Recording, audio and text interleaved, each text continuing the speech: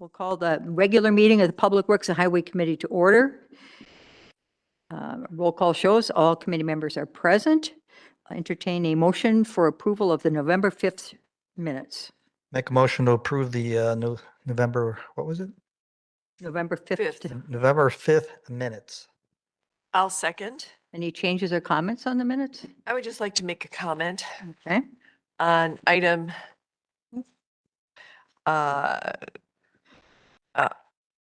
wrong page.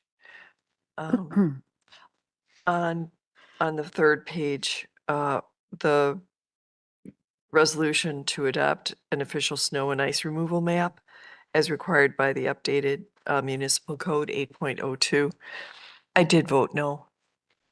That is all. Just restating. We don't what is care. here. Some That's people, history. some people do. Yeah, Last Yeah. night it came up. Yeah. yeah, I understand. Okay, any other comments? Hearing none, we'll vote. All in favor? Aye. Opposed?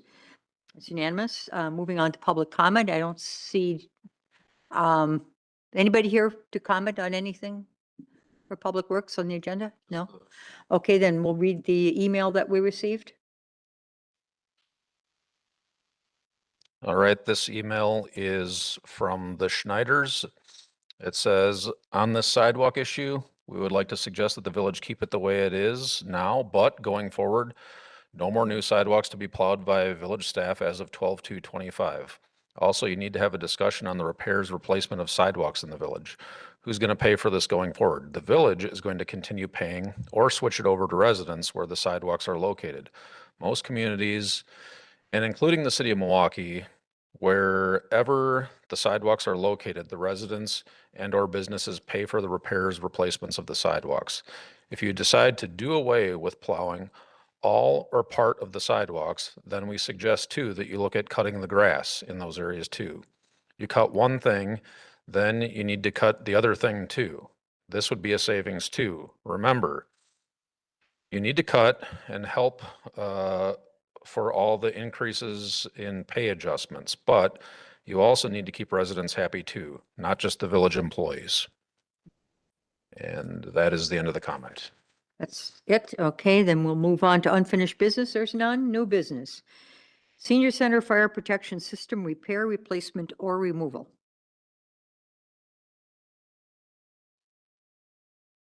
All right, I was expecting Chief Delane here. We delay this one? Perhaps he's delayed.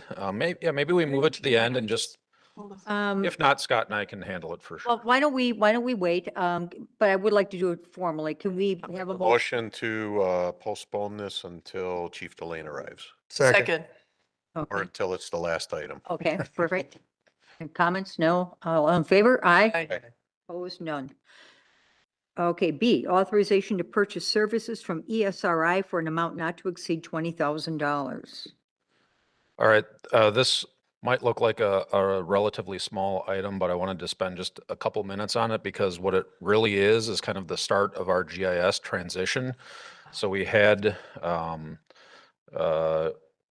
a budget approved for $40,000 to start that transition in 2026, and we're looking for authorization for about the first half of that to start the transition to Esri, and then the product is called ArcGIS Online. It's kind of the most common and widely used GIS system out there, and the one that, you know, if we want to do integrations with asset management systems and other systems in the village to improve our data collection and asset management practices, then that's really kind of the way we need to go. So if the committee is interested, I can have Sharon come up here and just give a brief overview. I think Um, she should. Came all the way here. We made her stay late. Just a short review.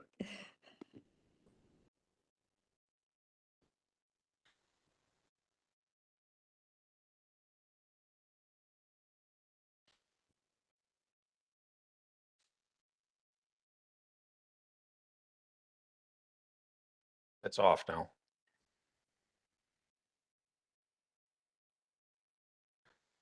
And then pull it down, Sharon, so it's, Okay. there you go. Like Matt mentioned, ArcGIS Online is a cloud-based GIS platform that allow us to create data, share maps, and develop apps in a web browser or mobile devices. It is very collaborative software as a service solution from Esri that provides a full ecosystem for web-based mapping, data analysis, and management, enabling us to make data-driven decisions and collaborate with others. So why is it necessary to make such transition? First of all, it is to overcome the system limitation that we have. As we all know, we don't have IT support. We have outgrown our current system, which is hosted by Rook and Milky, our consultant. We would like to have more data autonomy. Second of all is to reduce cost. Current system is very slow and require extra cost to maintain and update. You probably have already seen the quote from them. And it is hard to integrate into future asset management system with current setup. Thirdly, it is to prepare us for future systems. SaaS does not need hardware setup and is always up to date. And it also provides easy integration solution for future software. It will allow us to adopt new technology to better serve the community. I don't know how many of you have received the survey that we did for lead and copper recently, which is used this exact software that we mentioned, ArcGIS Online, to create that survey that sent out to 17,079 residents to collect lead and copper information. Any questions? So it sounds like ArcGIS is the gold standard in, ArcGIS is the base software for anything GIS. in other It's the- communities. The line, County just moved to it. County just moved to ArcGIS, so that's kind of the way. Even municipalities and counties that don't have ArcGIS Online front facing, like it's not what you interact with, it's usually behind the scenes as well. So it's kind of serving as the database in those systems. So you'd be really hard pressed to find a municipality that isn't using it in some capacity. So currently, we're using a consultant to manage our GIS, which introduces additional cost and delays and all that good stuff. Yeah, and the lack of control. So the integrations is really where you get some of the benefit out of ArcGIS Online, in addition to the other tools that would become available for us and the things that we'd be able to do for other departments using different geospatial capabilities that we don't have right now. So in addition to, transitioning everything, we're using the current system for to a new system that we control. It gives you bigger and broader capabilities as well.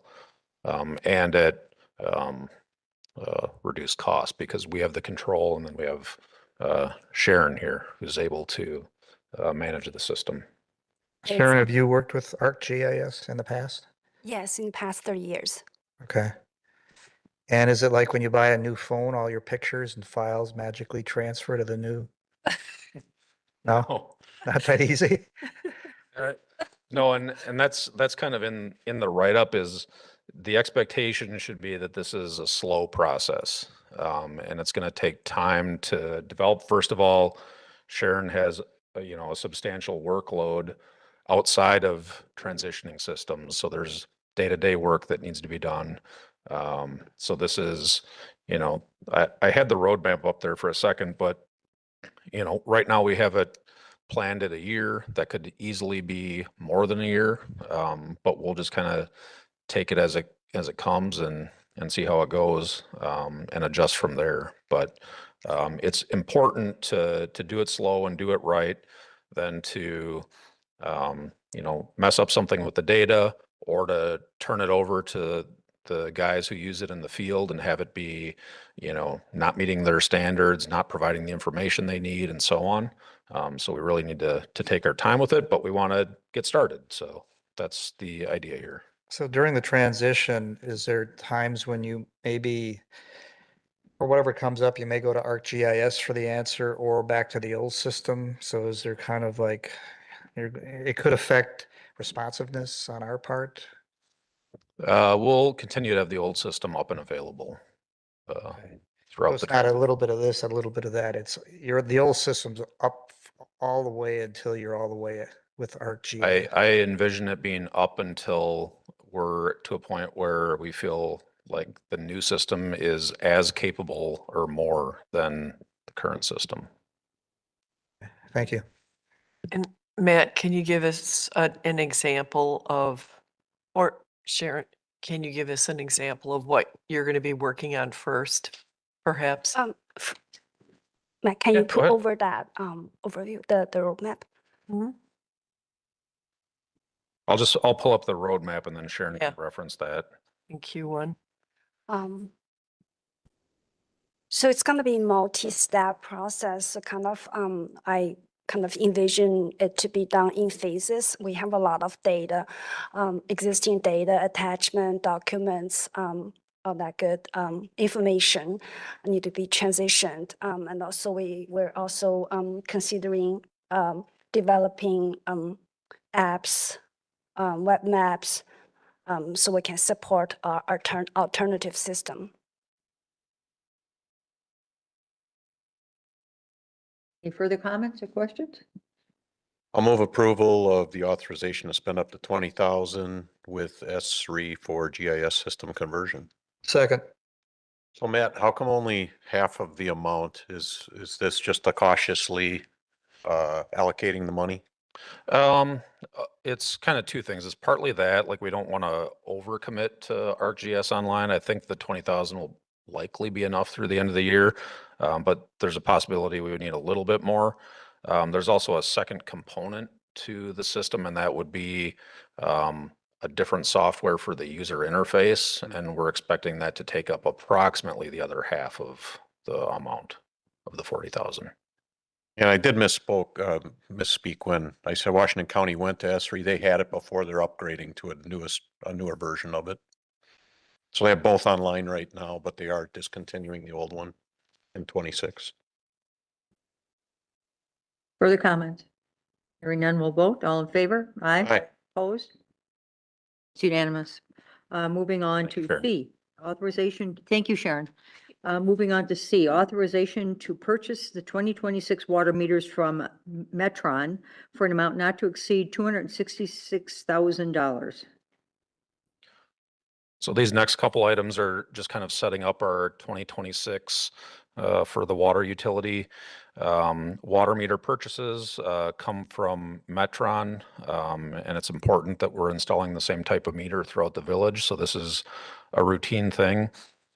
Historically, the amount has been 150,000 of the total coming from the water utility and the same amount coming from the wastewater utility because they're using the same data for sewer flow calculations. But it was reduced a little bit this year. So the total that we're requesting for meter replacements is the total of those two lines in the 2026 budget, which is the $266,000. Entertain a motion? Motion to approve. Second. Discussion. Jan? I'll second. I have no, Discussion? No? not right now, no. Bob? Yeah, I think I mentioned this last time this came up. It seems like this is always coming up. And like, isn't there a better way we can do this? Like how? It seems like every third meeting we're. Oh. Not Well- so often, is it? Well, the last couple times, what happened is we exceeded our budgeted amount for 2025, and we're asking for permission to exceed the budget to purchase additional meters. This is authorizing us to make the purchase for what's budgeted in 2026 only. Now, down the road in October, November, December of 2026, it's possible that we could be in the same situation. We don't know for sure. But right now, what we're asking for is just to fulfill authorization for the budget only. Thank you. Yep. Just quick. So what is the split? You're asking for 266? It's half Half water and utility, half Okay, wastewater. thanks. Rick, anything? Mm-mm. We'll vote, all in favor? Aye. Opposed? It's unanimous. Moving on to D, authorization for the water utility to spend up to budgeted amounts for emergency repairs in various 2026 repair service accounts. So again, just setting up kind of our authorizations for 2026 for emergency services. In the write-up, I have 3 different accounts listed that we would use to contract services for emergency repairs. One of the lines is for the replacement of hydrants, leads, valve assemblies, and any hardscape restoration that was necessary. The other line is for lateral repair. And then we have another one for mains, valve repair, and additional hardscape restoration. So we're asking for the authorization to spend up to the budgeted amount for emergency repairs. And what we'll commit to do is for any non-emergency work to get bids or quotes, I should say, for those non-emergency repair services. Though the spending would likely come out of this same account or accounts. Is that about the average of what we spend for emergencies per year? I imagine that's not real predictable. It's not real predictable. And, using 2025 as an example, we spent a lot more because we had 2 major repairs that we had to do. The Tower 1 and the county line repair were both over $100,000 each. So it's kind of a placeholder It's with a your fingers placeholder. crossed. Yep. Yeah. You cross your fingers and you hope you don't have to do them. But, inevitably there's something. Jan? Could you define, what do you define as hardscape? I haven't seen that before. Asphalt, concrete. Oh, yeah. okay, that's what I thought, but So is the key word here emergency? Yes. Because typically, you don't need authorization to spend up to your budgeted amount. It's already approved. Yeah, this is just an authorization to spend in the case of an emergency. And because those amounts could exceed like traditional approval thresholds, we just like to get authorized to spend on the emergencies ahead of time Yeah. Uh, I for- get it. for the sake of transparency. Yeah, when you have a 12-inch main that just bursts, you can't wait for us to reconvene and approve your. Yeah, and that could easily be, $50,000 or like county line, good example. That was $100,000. We didn't come to the committee for approval, but like we would do in 2026 with these accounts is report on what happened. Okay, thank you. Entertain a motion? I'll move approval of authorizations for these accounts listed, positive, and move this to the village board with a positive recommendation. I'll second. Further discussion? Yeah, a question now. The administrator still approves the emergency authorization, doesn't he? If I recall in the past, Steve has usually sent the email and said, I've authorized this, or do you do it? There is some notification to the Public Works Committee at least. There is, yeah. For emergency spending, I'd have to look at the code again. But either Steve or I would send the committee a message and kind of give you a heads up that, oh, we've got this repair on County Line Road, or, oh, we have this emergency on Tower 1 that we're going to be taking action on. And usually we'll say, well, we'll report at the next committee. So we would follow through with that in 26 as well. Further comments? All in favor? Aye. Aye. Opposed? It's unanimous. Moving on to E, consideration of a contract with HydroCorp for commercial cross-connection inspections for an amount not to exceed $42,033.48. So we're required to do these commercial cross connections, and we have the statute listed there, the regulation listed that requires us to do so. We've been doing the cross connections with HydroCorp for a number of years. So in this contract, they would be visiting 485 sites. And there's like a 2-year cycle for the inspections. So it is something that's required. I think historically, it hasn't always come to the Public Works Committee, and it's just been sort of an operational thing. So it may be the first time that you're seeing this, or at least, we'll make it a more regular thing now. Yeah, so we're requesting to continue with HydroCorp for the cross connection services for the $42,033.48. Get a motion maybe, and then we'll discuss. I'd like to make a motion to consideration of a contract with HydroCorp for commercial cross connection inspections for an amount not to exceed $42,033.48. Second. Discussion, Jan? Nothing? I got nothing. So I understand what a cross connection is in I&I analysis. In this context, what is a cross connection? Just making sure that there's nothing kind of backfeeding. Paul, if you want to come up and give a little more explanation on exactly what HydroCorp does, that would be helpful.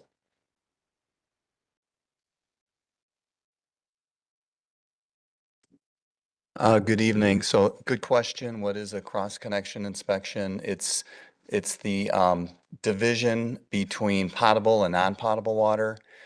Case in point, you could have a high-pressure device such as a sprinkler system, and it has to be safety protected from the potable water side, and that's part of inspections. There's size 3/4 inch to 6 or 8 inch devices that get inspected. There's some large pharmaceutical places, Gales, metal shops that have water processing, and you have to separate those processes with certain devices from the potable system. And over the years, process and equipment change, ownerships change, they change processes. So it's a constant inspection that we have done by this company. Well, that's why I was wondering. So we're hitting like, let's say Gales every other year, you're saying? Yeah, depending on the risk, there's a whole list of things that HydroCorp goes based on the code. And so some could be every year, some could be every 2 years. And we see changes that frequently with potable versus non-potable systems. I think it's just, first of all, it's the state code, Safe Drinking Water Act we have to follow. So Okay. again, with different companies, we don't know what's going on inside their businesses. So these are our eyes and ears to protect the potable side from any contaminants coming in. Ever get pushback from a business to not let them in? We're the bad guy. We're the enforcing agent. So they don't view us very favorably when we come back and say you have to pipe something, and Yeah. because it could somebody get did it pricey. in-house and they didn't follow code. So, Okay. All right. Thanks, Paul. yeah, thank you. Rick, anything? Jan? That answered my question. Vote, all in favor? Aye. Aye. Opposed? It's unanimous. Thank you, Paul. Moving on, consideration of a professional services agreement with Wachtell Tree Science and Services for forestry consultant services not to exceed $20,000. So last year, when we had this contract approved, or this agreement approved with Wachtell, the committee requested that we do an RFP. So staff put together and transmitted an RFP to the 3 firms listed here in the write-up: Wachtell, Davy, and then Great Lakes. Unfortunately, we didn't get a response from anybody but Wachtell. And we knew that would be difficult, and this is kind of a niche service. So there's not a lot of providers out there. But regardless, we've had this relationship with Wachtell for a long time. They did submit the proposal, and you can see their hourly rates of $175 an hour for their PM and $160 for their arborist. We have a budget line for $20,000 to spend with Wachtell. So we would be, again, looking for the authorization to spend up to that $20,000 for Walktel services. And then some of those services are listed in the write-up there. The acting village forester, they're updating our GIS, they're providing us with services related to the development of specifications for contracts and bidding, and then one-off inspections of trees and helping DPW staff, as well as doing plan review for site plan submittals. So they do quite a bit for the village, and additionally, one of the services covered, and it kind of falls under village forester responsibilities, will be participation in the tree board once that assembles. What do you need from us here? Just approval. Yep. Well, let's get a motion, and then we'll discuss. I'll make a motion to approve the contract with Walktel in the amount not to exceed $20,000. Second. I have a question. What's happening with emerald ash borer? I mean, does anybody have any update on that? I know we've been treating significant trees in the parks. Are they surviving? Are they? They are surviving, and we're continuing to do the treatment. There is some analysis recently that perhaps they won't need as frequent of treatment. I think it was every other year. Is that right? Every 3. So Is that because these bugs are like, they've eaten everything and they've moved on? I think it has more to do with the technology of the treatment than the bug itself. The bug is still around, and What's it if- eating? It's eating the ashes. But they're gone. They're all They're dead. not. I used to treat 3. I'm down to treating 1 because the other 2, one is dead and taken down, the other one's dying. And the third one, they said is a matter of time. They said every tree is infected. Mhm. It's just you're prolonging Mhm. as long as you can. yeah, and we've had pretty good luck with it. So I believe about 100 trees. Is that? Looking at Scott, he's probably closer to the number than I am, but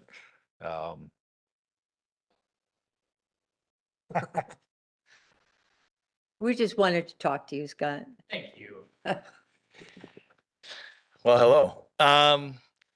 Yeah, I don't know the exact number of ash trees we're treating off the top of my head. It's somewhere in the neighborhood of, I think, 150, about 75 a year, every other year. Now we're doing them every 3. One of the other things that Nathan had shared with me as we were talking about dividing the plan up into 3 years instead of every other year is the efficacy of what's left in the trunk of the tree and in the tree. They're finding as we've been treating that that's there longer than they originally anticipated. And so that's why we're able to kind of prolong that time frame out a little bit. So it reduced the impact on our line item, just a hair, couple $1,500, something in that neighborhood. And then we're able to get them every 3 years instead of every other year. Good. Well, thanks for the update. I'm Yeah. just curious. and usually that treatment, I think if I remember right, it was around $6,000, $6,500 or so. So it's not even at a level that you're typically seeing at the committee. Yeah. What is happening? Based on the total amount we pay Walktel, roughly what percent is the ash treatment or that program? To be honest, Nathan does an assessment every spring, right after leaf out to make sure. Obviously, we don't want to treat things that have died back too much. I'd say there's a handful of trees, 2 or 3 every year that we don't treat. And then he does the marking for the contractor ahead of that. But putting that all together annually is a small fraction of what he does. Yeah, it's a pretty small fraction of what he does Okay. for us. Are they on board to do the work in Altbauer? It's on the agenda, not agenda. We'll be assisting with the pruning. They You're will? talking about the pruning? Yeah. Yeah, they provided, some of the assistance with the contract development and the specification, and they'll be providing some oversight on that. Okay. But they won't be performing the work. That will be Crawford Tree. So that program or that project's been delayed a couple of months. Is it because of Walktel or what was the reason for the delay? It wasn't really delayed. Well, last time we talked about a month or 2 ago and you said they'd be starting in November. Yeah, it could have been end of November. I mean, end of November, early December. We're right in the window where Okay. they want to be doing that work. I can still do that stuff in the snow. It's better when the leaves are down, so. You've stayed on pretty long this year. Whoops, sorry. And Okay. we have a motion and we have a second. Any further comments? No. Rick? Just have a protocol question. It says not to exceed 20,000 and to go to the village board. I think we have the authorization for that, don't we? For committee? You do actually, Up to 30,000? yeah, 25, so this would not need to go to village board. Further comments? Hearing none, we'll vote. All in favor? Aye. Aye. Aye. Opposed? It's unanimous. Thanks, Scott. Bless you, yes. Moving on to G. Consideration of professional services agreement with MSA for bridge investigation, report and design services for an amount not to exceed $59,170. So we have a couple bridges in Germantown that need to have a little bit of investigation done, have a report written up, and then potentially moving into preparing drawings and specifications for repair work that's needed. One of those is the Division Road Bridge over Jefferson Creek. That was the bridge that was damaged during the August storm. It has the scour under the north abutment. So we need to work through a process of getting material back along the abutment so the scour doesn't happen again. There are no structural issues, but we'll work with this firm on identifying the exact repair. And then the next bridge, it's technically not a bridge, I guess, but it's the structure over over Goldendale Creek on Maple Road. And that one, some critical findings with the structure were identified as part of the every other year county bridge inspection. So we need to start taking some action on getting that repaired. Again, nothing critical to the point where we need to close the bridge, but important enough that we need to get somebody on board and get that work started. For the Maple Road Bridge, the funding is approved capital funding in the 2027 2027, I'm skipping a year, 2026 budget. For the Division Road, that will be coming out of reserves until a point when or if funding, like reimbursement funding, becomes available from FEMA or the state. So we did the RFP, and MSA was the low proposer on both of the projects, actually. If you add in an if authorized amount to prepare the plans and specs, then the total for the Division Road Bridge is 33,155, and the total for the Maple Road is 26,015. So that adds up to our request for $59,170. Ready? I move approval of the professional services agreement with NSA for bridge investigation not to exceed $59,170. Second. Bob? I've worked with all three firms. They're all credible. They're good firms in that. But I always get a little nervous when I see such a disparity between the bids, that low bid. Yeah, I'm sure you vetted that pretty good. Yeah, I think all the firms have a different approach to how they bid when there's kind of unknowns, Division Road, it's hard to know exactly what's under the water. So sometimes they'll price up the hours based on that. And we'll just see where they do a different evaluation of what's needed in terms of hours. But we're comfortable with MSA. Like you said, I think all three of these are respected firms and have good expertise in bridges. So we trust the proposal and believe that the 130 hours is sufficient. Still remember when that Maple Road structure was put in. Am I getting that old? I mean, that bridge doesn't seem that I old. hope that's a rhetorical question and I don't have to answer. It just doesn't seem like that Yes. structure is that old. You know, sometimes it's, Sure there's doesn't. more than age, right? I mean, Yeah. Uh, Okay. Matt, does this include everything? Repair as it well? doesn't, no, it does not No, include the it's just repair. the assessment. It's, yeah, it's the assessment and then potentially, you know, if authorized, developing the plans and specs. And then we'd bid the repair out and come back with a contractor, for the actual repair work. Do you have any clue what it might be? Repair? Well, for Maple Road, we budgeted amount of 275,000. Okay, For Division Road, we had a very preliminary estimate, from Grafe for around 70,000. But I don't want to hang my hat on those numbers necessarily. I'd like to understood. go through this process and get a better estimate. So on the County Line Road, everything, the way it was described, the way I understand it, was pretty much just scouring, undermining the, the footings and that. So it just seems to me overkill to do a whole engineering study here when all we need to do is replace that material. Part of it is just Yeah, the approach to replacing the material too. division on that. With with it being underwater, we might have to do diversion, we might not. And things can get pretty complicated and there's some pretty intense regulations with that stuff too. So, Fluidity barriers. yeah. All that good stuff. Yeah. Okay. Rick, anything? We will vote, all in favor? Aye. Opposed? It's unanimous.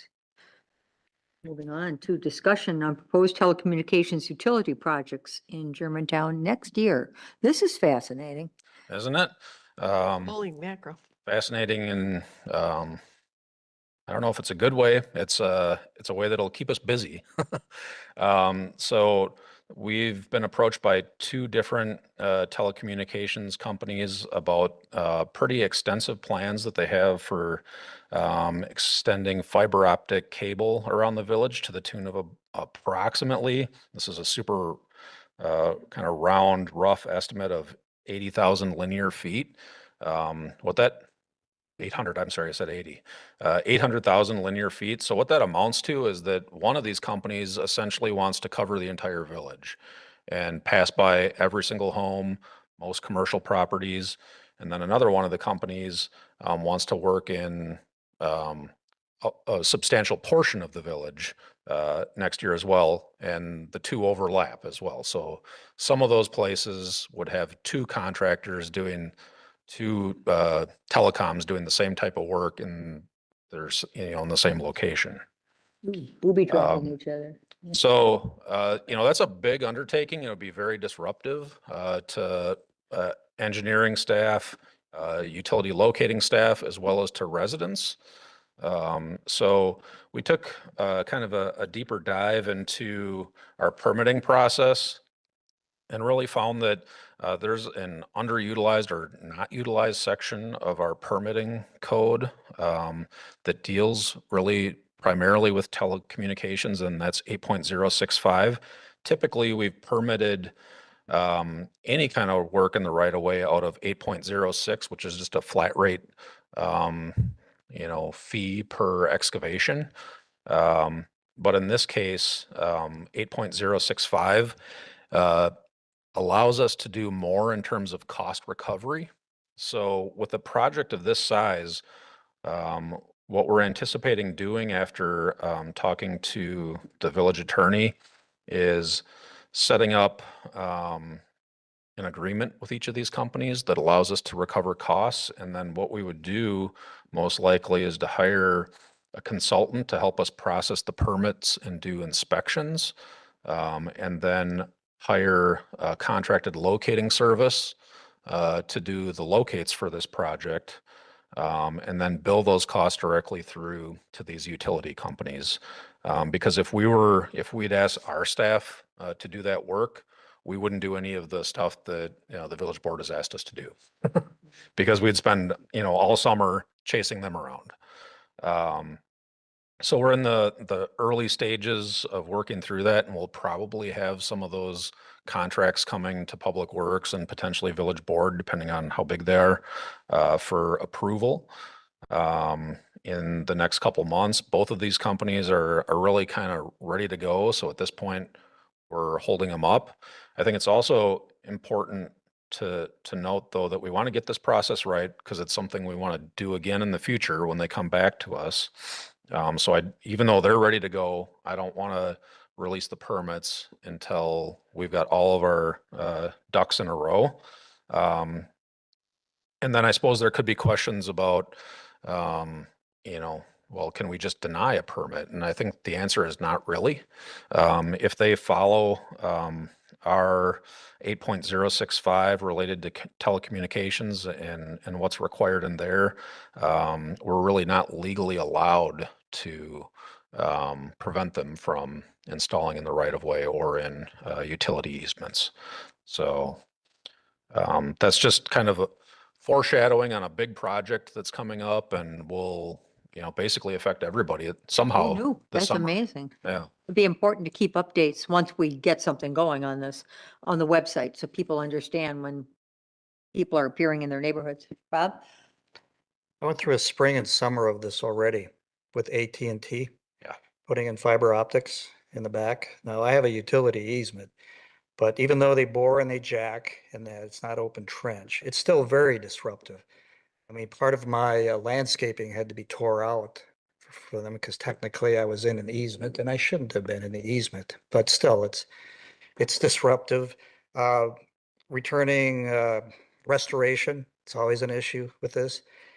And this is just my property, my little property on that. It's very disruptive. And you're talking 151 miles of this stuff. Boy, It's a lot. fasten your seatbelts, everybody. This is gonna Yeah, be and another thing to really consider disruptive. is one of these companies will tend to work more in the right of way, so in the front of properties. And then we're crossing, services into homes and utilities, and they've got a hit rate on those utilities. Yeah. And, we can anticipate that that's going to cause a bunch of work too. Yeah. So if there's no utility easement on a property, their only resort is to either purchase an easement from the property owner or to go into the road right away. Go into the right of way. That'll be interesting because if they're in the backyards and then all of a sudden they got to go to a front yard. Good luck. Yeah, there's the one firm that wants to do essentially all of the village has given us a very high level kind of snapshot of what it would look like. They've identified the easements they want to go through, and they've identified the right of way they want to go through. So I also think they tend to work with communities where they get the least resistance. And us setting up this process to recover our costs to allow them to do the work is probably perceived as a little bit of resistance, but I think it's good to set this up. Like I said, because first of all, we want to rely on it for the future as a system to use. And then just to ensure that we're getting, the plans, the way we want to see them according to our standards. We're getting as-built back so we know where this stuff is, and, on and on and on.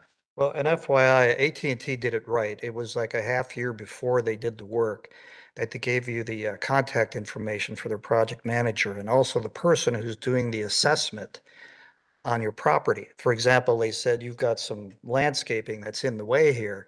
We'd like to come out and talk to you about that, what the options are, reimbursement and things like that. Basically, I wanted that stuff out anyway, so they removed it at no cost to me.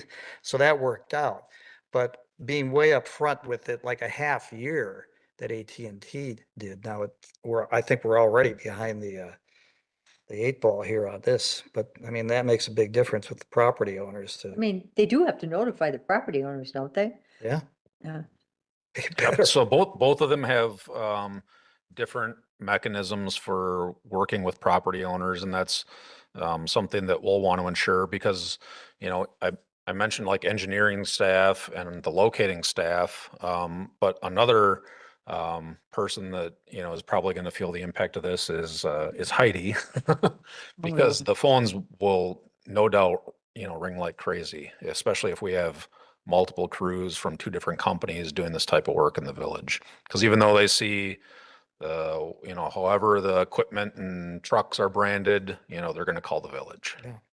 I would seriously, and I know you're doing this, but at least 2 people, hire on 2 people for this and get reimbursed for them, Yeah.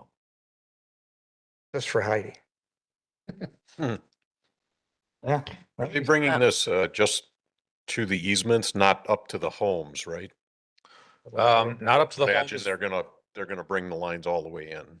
I mean, once you If you subscribe with them. if you subscribe with them, Yeah. then they'll bring it all the way in. Yeah. Yeah, they put the pedestals on the property lines in the backyard. Right. And the other one has kind of like a flush little can that just sits recessed in the ground. That would be like shared Yards on between it. 2 parcels, 2 The yard properties. marker. Interesting. The new subdivision though, like Renwood, all the boxes are in the front. In the front. Mhm. Huh. Interesting. Easier for them. Accessible, for sure. It's right off the road. Yeah. Boxes are in the. Well, this was for discussion only, and you'll keep us posted, Matt? Yep. With any updates. Okay, moving on to approval of the 10-year road program. All right, so this is another annual thing, and I think we're actually doing it a couple months earlier this year. I know we've talked at least a couple meetings ago about, our process and trying to get earlier approvals. So what I'd actually like to do a little different this time around is to get approval on the next 2 years, because it really requires that amount of time for us to do all of the work associated with planning, and prevent, some of the mistakes and things that lead to change orders and cost overruns and that sort of thing. So what we have attached is the 10-year plan. And like always, anything, year 3 through 10 is less firm. It's just kind of a planning document. But then in the 2-year window, that's something very firm that we want to hang our hats on for 25. That's work that we plan to, I'm sorry, for 26. That's work that we plan to do for 27. That's work that we can start some of the design and pre-design stuff and inventory, and plan development. Couple things to point out in the plan. In 26, we have Squire Drive. We're trying to time that up with Bliffert's Lumber, doing modifications to their site. They have a couple new buildings that they're putting up, and we'd like to do Squire after that to avoid some of the trucking that'll probably happen as a result of that. So it'll get its funding in 26. It's possible that it will happen in 26. But if that Bliffert's project doesn't wrap up, then we would just carry that funding over and use that 26 funding in 27 to complete Squire. And then for 2027, get this so I can read it. We are planning the north leg of Division Road, so from Mequon North to Main Street.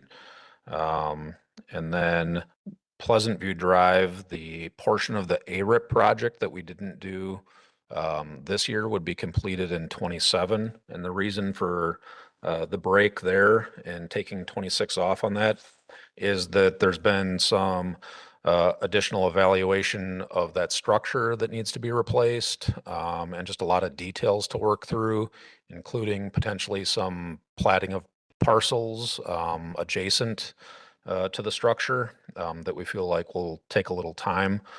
So we'd rather get that resolved and plan this work for early in 27. Matt, I'm assuming that we can still use the ARIP funds for that, being that far delayed? Yes, yep. And then otherwise, we are planning for the ARIP submission for Pioneer Road with the town of Jackson. So if we do get that, then there is the possibility that Colonial or some other smaller project listed for 26 moves out. But I think we're very firm on, if you're looking at this plan in 26, there's kind of two main groups of roads that those are guaranteed go.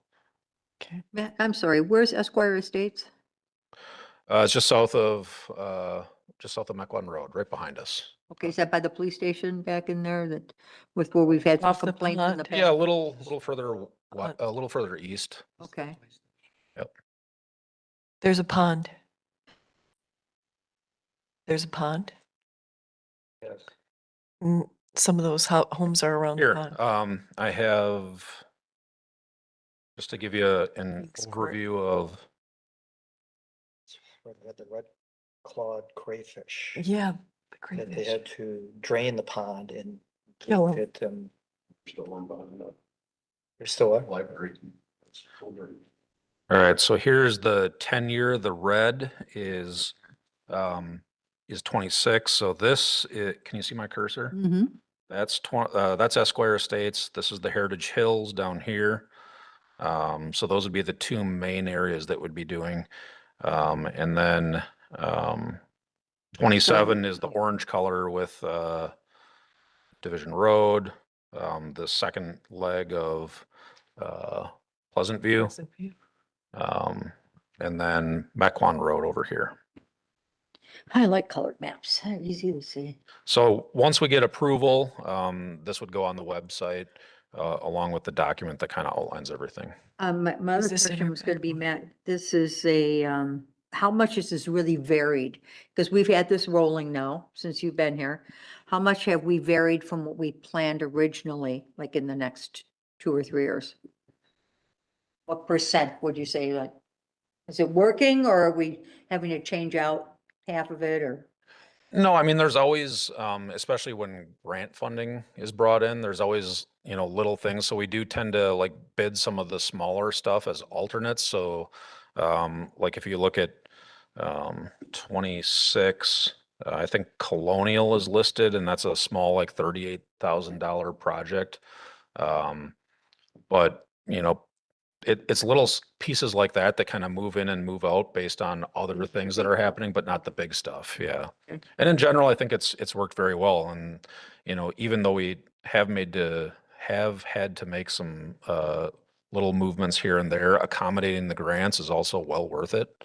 The ARIP is a huge win with, us only being responsible for 10% of those roads. Do you have any other grants hanging out there that you've applied for? Well, we're planning to apply for ARIP. We also applied for that non-state grant for Division Road. Great. So we're hoping that we'll hear on that. And then we also have like the traditional LRIP stuff. So we would anticipate Squire would be using LRIP and then potentially that Division Road north of Mequon would be LRIP as well in the future.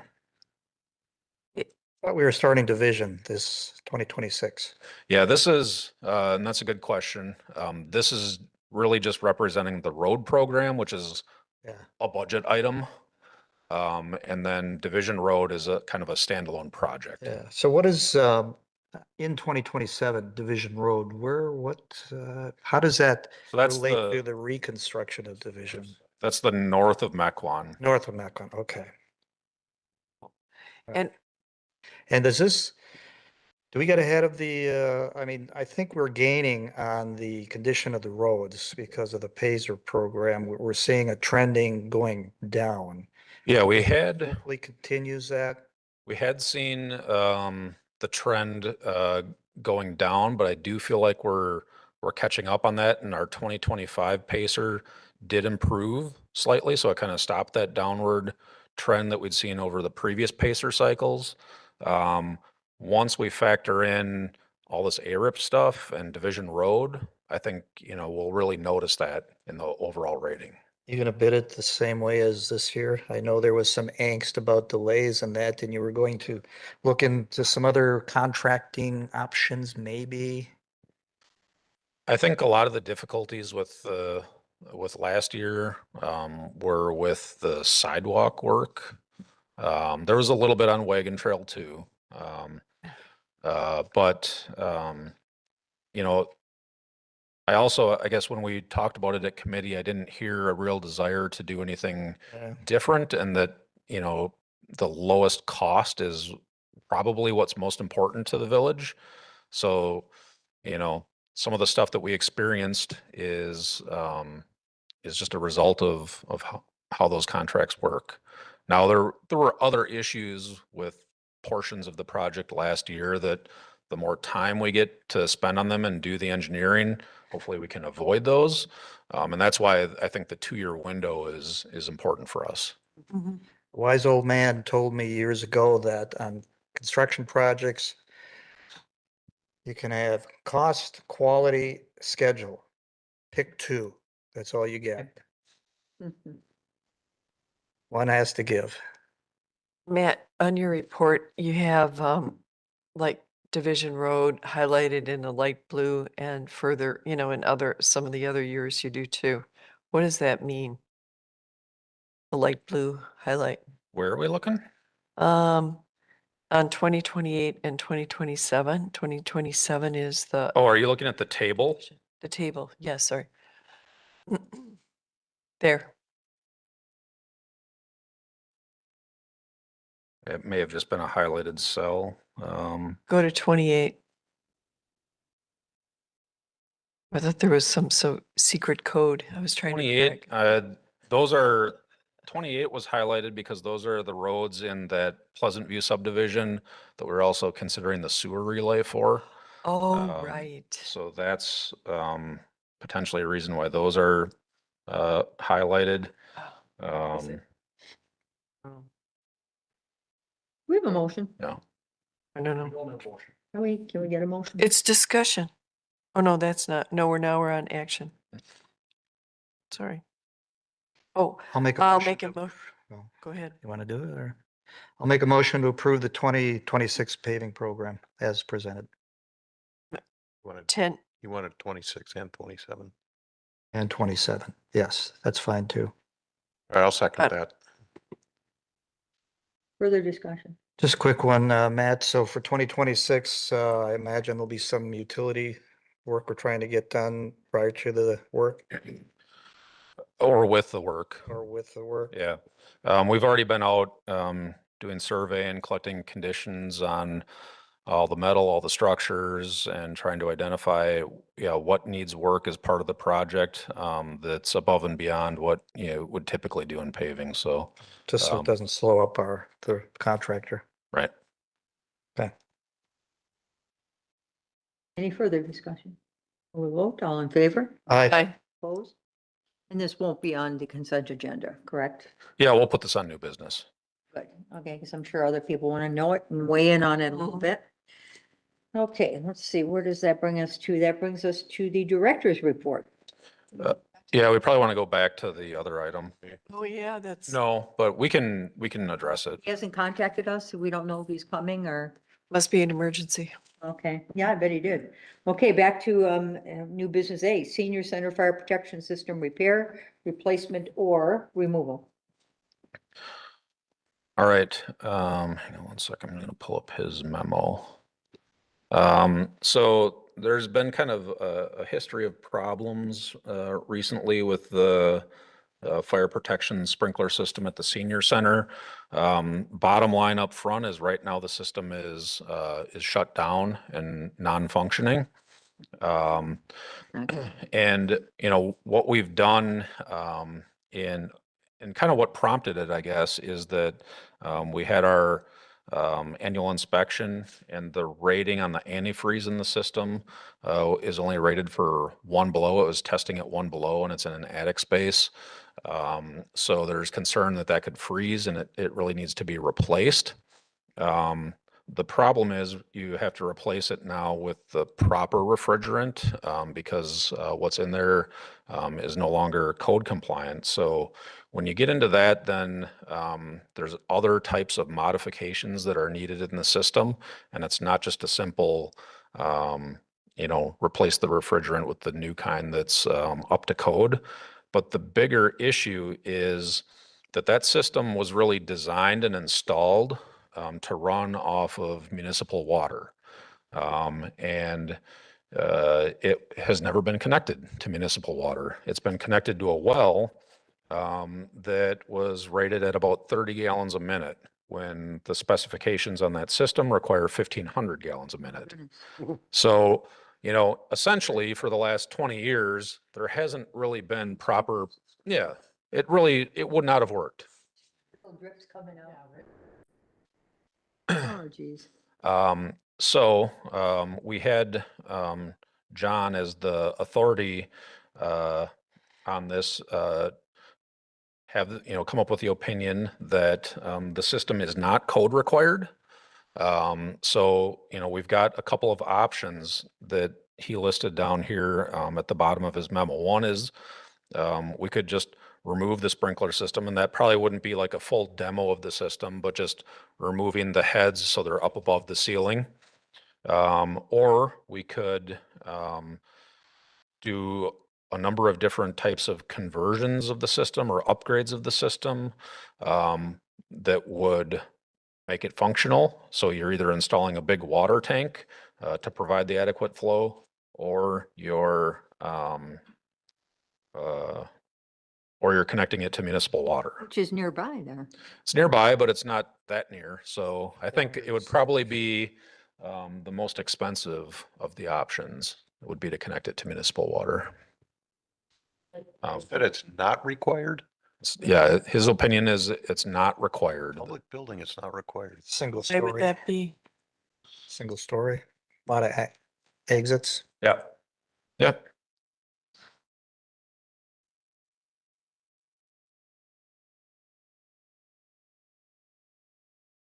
At the time of the senior center renovation, which was back in the early 2000s, maybe like 2004, the village of Germantown had a more strict fire suppression code than the state. And so that's why the fire suppression system was put in, always thinking that the intention would be that you'd add the municipal water later. But now that we're faced with this, the village has adopted the state code, which is actually the national fire protection as well. So that's the reason why it existed prior, and it is not necessary now. So by state code, it's not necessary? That building in particular, the size, the occupancy and all that kind of stuff. And again, I'm not the expert. That's where John would bring more, but that's the answer to the difference. But yes, the occupancy in that building and the building size does not require fire suppression. Smoke detectors and lights and all that, Yeah. That's it. sufficient. There are alarms and there are smokes. We'd potentially look at adding more of those, but Yeah. So there's what to do about the system as it stands right now. The first option is just to abandon the system and not have the fire protection there.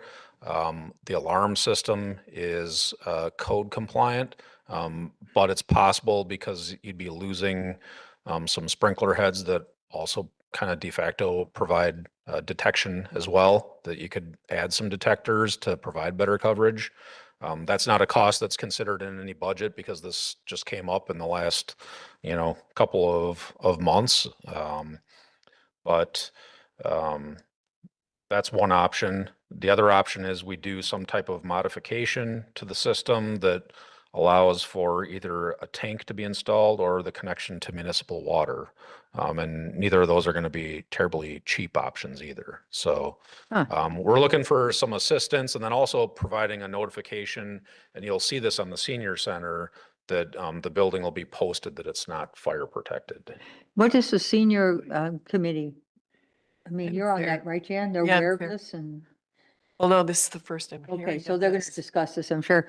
I mean, Gonna be I in don't know, we rent out that building to people who I use know. the kitchen and I We feel have- really we have- uncomfortable. We with have doing that. bridal showers, wedding showers, we have all kinds of stuff. It's a big. We have a public really thing. nice kitchen. And you have that what if, and we say, Yeah. hey, just get rid of it. I'm not comfortable with I- that. I default to the state. The state says we don't need it. Yeah. We don't need it. Well, If it was required, the one option I would go with is extending the water lateral to that location. Everything else to me just seems like just patching things together. How big is a tank and where are you going to put a tank out there? Yeah. You know, it's Then you certainly- get fall Yeah, I from don't the think- ceiling. I don't think that's a great option, Yeah. either. So you're right. I think, truly, if you want to do the project right, then you're Right. connecting it to municipal water. Right. Yeah. But I would think s- in the meantime, I think there will have to be an understanding that the system's not operating.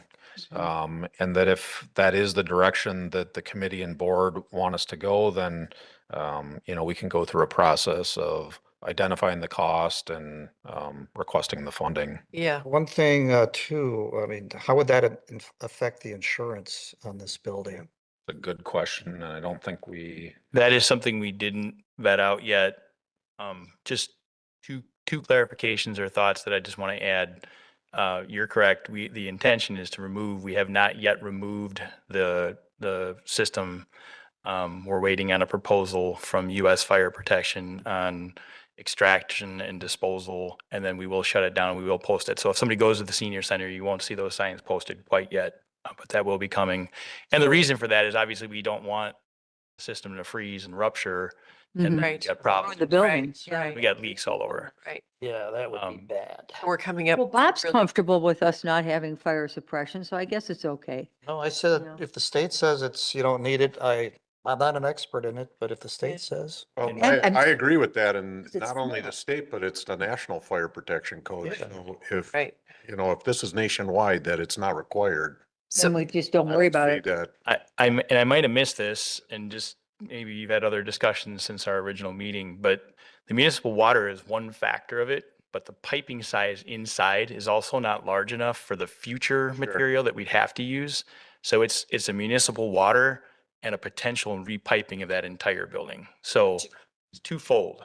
to get like a water fire suppression system in? Is that Yeah, what so you're like saying? basically what's in there now wouldn't support the new material that has to go in. Right. So it's municipal water plus a Plus- potential plus. repiping of the entire building. Very expensive, it Yeah. sounds like. Very expensive. I mean, it Something is that's a very not expensive required. project. The new material, from what we've been told, is a more viscous material that requires a bigger opening and Oh. potentially bigger like service lines or branch lines. So that's where you're looking at the repiping as well. So so they're still on a well there for potable water? Oh, my gosh. Because, well, I know why. I mean, I remember there's so much bedrock there that Bedrock. to get the lateral there. Yeah, the is- sanitary sewer in the street is only like 3 feet down there. Yeah. So there isn't enough Oh. cover for, Oh. Paul's the expert there, but. Well, committee, water. what do we want to do here? Let's get a motion Well, going. Get the insurance looked at. And what was the other You thing? know what? Even if the insurance rate went up a lot, it's going to be a lot cheaper than Well, we having to deal have with the to have it. situation, Yeah. so. We have to have it. But I'll what make was, a motion to recommend abandonment of the sprinkler system. Second, Further discussion, or have we had it? good, Just go on Good. the village board too. It should we- go to village board and we not on add- the consent agenda. I think it's, we had you gotta let the insurance. seniors know that, I know we do, yeah. but can, Yeah. Probably get that by answer the by, time village board comes around, we can have a better idea of what the Okay. insurance impact like is. Harry I- says, it's did you premium second? difference isn't gonna amount Come to anywhere anything. close to Yeah. No. making any difference. No. okay. Further discussion? No? No. Then we'll vote. All in favor? Hi. Opposed? It's unanimous. Okay, well, we know where John was. Yeah, we heard the Yeah, trucks we- going Holy by. mackerel. He was busy and still is. Okay, moving on to the director's report. 1 second here. again, didn't it? Yeah. Yeah, oh, it's man, cut I off again, but we could figure it I out. have no way to check that ahead of time. But I thought I had it figured out. just send it to everybody, Matt. Yeah, hang on You once. can see it. If you want to see it, I have a copy. I think it's abbreviated version. Yeah, we know what it Is means. that- And yeah, then we'll maybe go that means to- I'll go through it more quickly.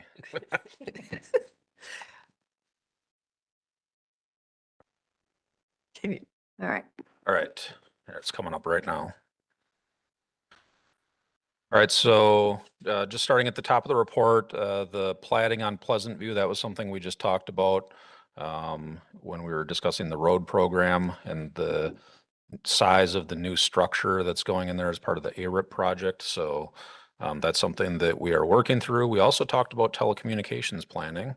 Hey, Matt, that plating portion, is it just for that river crossing? Because there's only a couple properties. that are Yeah, it's Affected. the, with I that. believe it's the property on the west side of the road north of the river. West side north. Oh, that makes sense. Yep. It's like, Um, it's like a bridge, right? Staff are working on road program planning and survey. So we've actually already talked about that a little bit too, but trying to hit the ground running for 2026. We're within, say, 2-3 weeks of startup on well 12. So that's the new well out on Rockfield and Gateway Crossing. That's a long time coming. That is a long time coming. I think that one has several birthdays, maybe going back to 2019 or 2020. Rockfield and Gateway Crossing, right by the new tower. Right, the new tower. Yeah. So that's a good milestone. There's just some testing and setting of controls and that sort of stuff. It's happening today. So we're getting close. Wanted to get a reminder out that as we move into December, the yard waste hours change. So we lose the Tuesday and Thursday and just have hours on Saturday. So that starts this week. Is that on the web? Is that on the website? It is. Okay. Yep. Highway staff, you know, when I was writing this, we were transitioning to winter. I think we're all the way to winter now. So, 11 inches. that's in the rearview mirror. Hopefully, you know, this last week isn't a sign of the winter to come, or it's going to be a busy It year. is.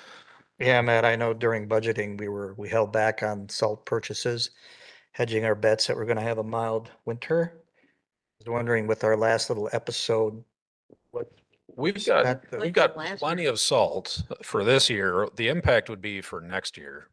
So if we have to use a bunch of salt, we're gonna have a big purchase next year. Okay. But we have a lot of salt right now. Patrol trucks going by. I said, stop using the salt. It's kind of a refrain. Stop using the salt, use more brine, you know, that stuff costs money. We're not, one of my old bosses said, he put a notes up all over our office, that said something like, we're not trying to cure a ham. Yeah.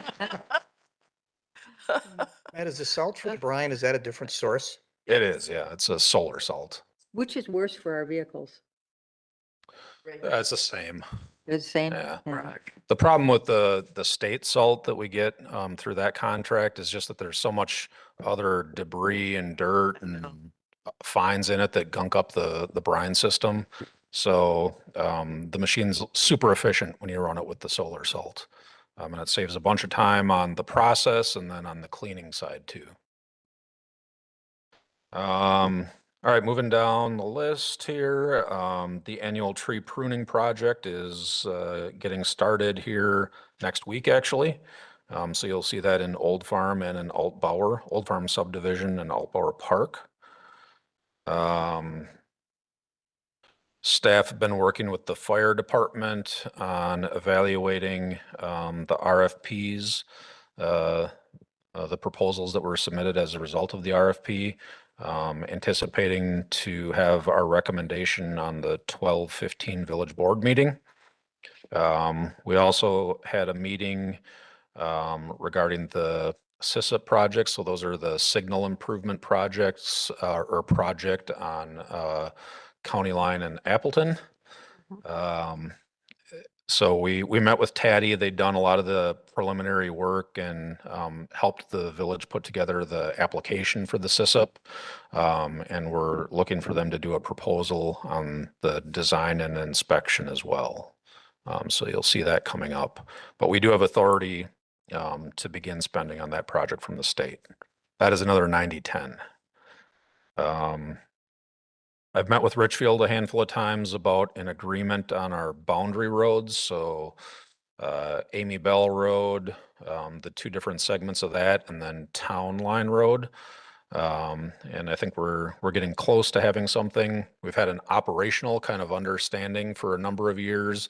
But this is just an attempt to get something in writing that, you know, people in our positions 10 years from now can look back on and understand, you know, what they're responsible for. Small little update on the Richfield utilities project. I noticed the other day in GIS that the property acquisitions that the village did through Richfield are complete. So when you look at GIS now, you actually see the right-of-way established for the utility route from Freistadt up to High Point Pass. So that is there lying in wait until some development happens in Richfield and that project moves forward. Couple highlights on work that's being done by other agencies. So TC Energies did the pipeline through the village. It's largely complete. We do have follow-up work for them on road repairs at their crossings in a number of locations. So we'll see that through to the end. And then I had this project on here that wasn't in Germantown, but may have affected Germantown. That was the Mequon Road east of Wasaki project that WISDOT did. That road is open now, and I think the project is largely complete. They did an excellent job on that paving. Did That they? is the I smoothest. haven't seen it, so. That's the It's really smoothest nice. road I've driven on. Really nice. All the way to the expressway. Oh, really? And in Dolan, probably. 76th Street. Or 76. Then the last couple things here, It was on there. WISDOT also has a project for 2028 for the resurfacing of 145, kind of just south of Division through Pilgrim. So that's, you know, affecting a number of different businesses, particularly Gales through that location. So they're planning December. Kevin, is it December? Or is it January? I think it moved. Yeah. Yeah, I wrote December in here, but I believe the public information meeting is going to be in January for that project. And we have had some preliminary meetings with the state, ourselves, and Gales in particular on trying to establish detours and continued access for all the trucking that they do on that road. Matt, what are they doing? I should know this. What are they doing on Fond du Lac Avenue? It's between Freistadt and Division. No, it's right after Division, I think. They're laying some kind of trenching something in there. I don't know. One lane in the mornings. Yeah. That's a gas line? That's a black with the little yellow stripes is a gas line. Okay. Thank you. I was going to say the other possibility is, you know, that we've got work coming up next year for that intersection where they're going to be installing the roundabout. Yeah. So that'll be a big one. Okay. All right, last 6. 26. Yep. So next summer. Yep. The LCR, that's the lead and copper service line inventory. We have finally an accepted inventory. So big thanks to Sharon and Paul and utility billing and finance on sorting through that. So, you know, we're no longer, at least in with that project, in the bad graces of the DNR. But it is something where now we've got about 30% of the lines, the service lines categorized by material. Over the next 9 years, we need to get to 100% on that. So for that other 70%, they're going to continue to get letters every year asking them to help us classify it. And then, you know, towards the end of that cycle, maybe in the last 3-4 years, we're going to have to, you know, step up the intensity and maybe request access to identify it.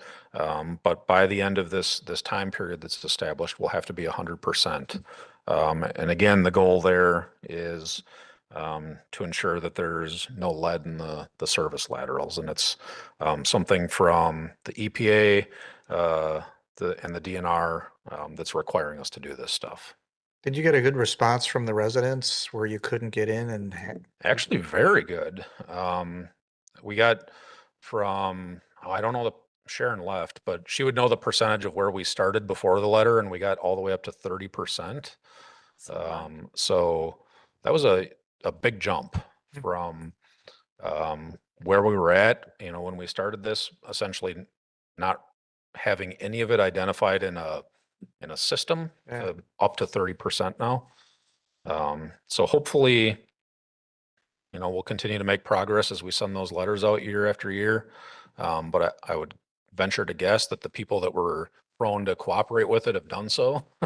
Yeah. It might get harder as we go along, but we'll see. Well, I would attribute that to, it must have been a good letter and kind of pretty straightforward for him to figure out how to. Yeah, the EPA had specific language that you had to have in the letter. So the letter sounded very heavy-handed and, probably riled some people up, causing some extra concern about lead service that probably isn't justified. But so far, I think we've identified a few galvanized service lines, but no actual lead. And it's primarily like PVC or copper. Is that what you expected? Yep. Okay. Okay, That's it. well, thank you for the update. We look at our calendars. Our next meeting would be on Wednesday, January 7th. Does that work for everyone? Then we'll get back to our normal schedule Next and year. 5:30 on the 7th. Normal? Or Pardon? something normal? Yeah. Can you believe January? We're talking January already? With that, we will adjourn the Public Works meeting at 6:51 PM. Thank you, everyone.